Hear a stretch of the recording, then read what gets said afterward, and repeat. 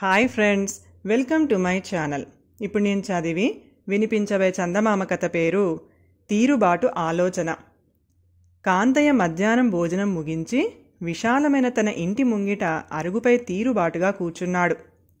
తీరుబడిగా ఉన్నవాడి బుర్రలో భూతాలు చిందులు వేస్తూ ఉంటాయని అంటారు. కాంతయ్య స్థితి కూడా అదే విధంగా ఉంది.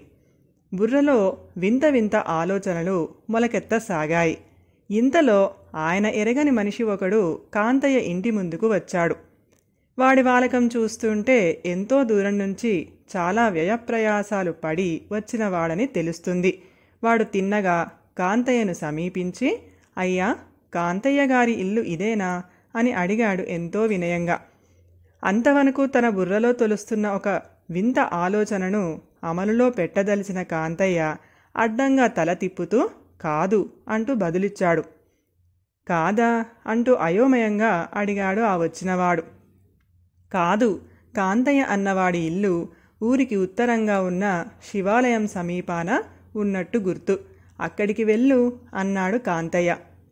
సరేనంటూ వచ్చినవాడు ఉత్తరం దిక్కుగా సాగిపోయి గంట తర్వాత తిరిగి కాంతయ్య దగ్గరికి వచ్చి, అయ్యా, మీరు చెప్పిన గుర్తుల ప్రకారం శివాలయ ప్రాంతాల్లా విచారించాను. అక్కడ కాంతయ్య పేరు గల వాళ్ళెవ్వరూ లేరు. ఎవరిని విచారించినా ఆయన ఇల్లు ఇక్కడేనని చెబుతున్నారు అన్నాడు. అలాగా, తెలిసి తెలియని వాళ్ళు చెప్పడానికేముంది, కానీ ఇది కాంతయ్య ఇల్లు మాత్రం కాదు. ఇదిగో ఈ దారి వెంట బాగా ముందుకు పో, చెరువుగట్టు మర్రి చెట్టు తగులుతాయి, అక్కడ అడిగి చూడు అన్నాడు కాంతయ్య. కాంతయ్య చూపిన దారి వెంట వెళ్ళిన అపరిచితుడు కొంతసేపటికి మళ్ళీ తిరిగి వచ్చి, అయ్యా, చెరువుగట్టు ప్రాంతంలో కాంతయ్య అన్నవారే లేరు. ఎవరిని అడిగినా ఇల్లు ఇక్కడేనని చెబుతున్నారే అన్నాడు. కాంతయ్య చిరునవ్వుతో, భలే వాడివి దొరికావులే, నువ్వేమని అడుగుతున్నావు, వాళ్ళేమని చెబుతున్నారు. ఇది మాత్రం కాంతయ్య ఇల్లు కానే కాదు. చెరువుగట్టున ఉండే కాంతయ్య ఇల్లు మారుతానని చెప్పినట్టు గుర్తు. అయితే మారిపోయాడన్నమాట.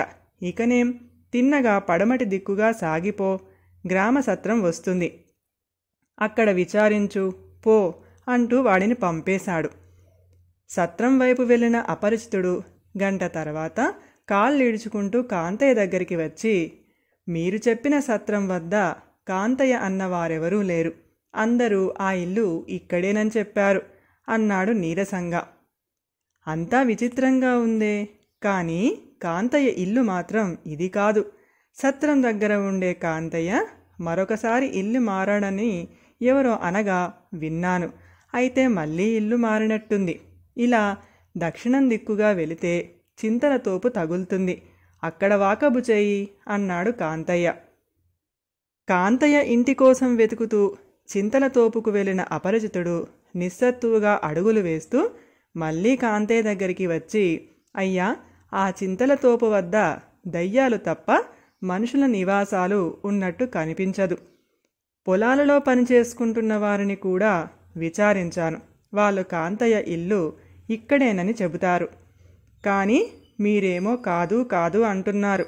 ఏం చేసేది, కాంతయ్య గారి ఇంటి కోసం ఇంకా వెతకటం అన్నది నా వల్ల కాని పని.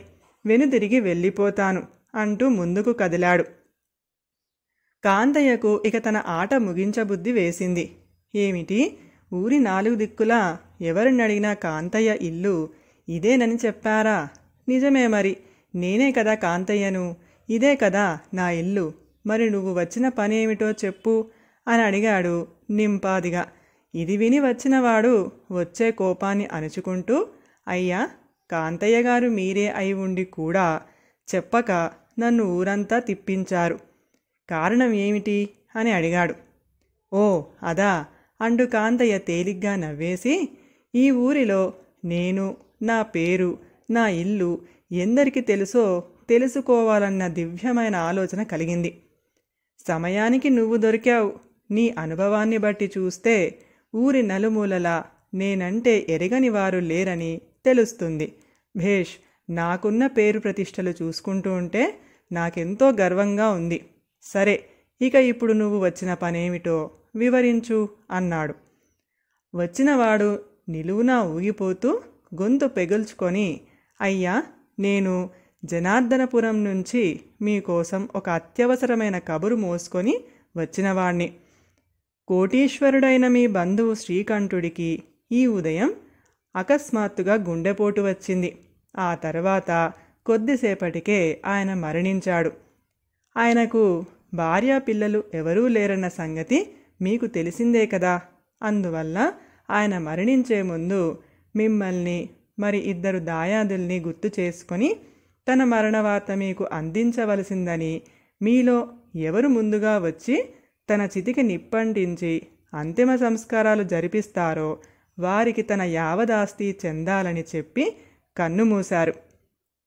నేను వారి దగ్గర పనివాడిని.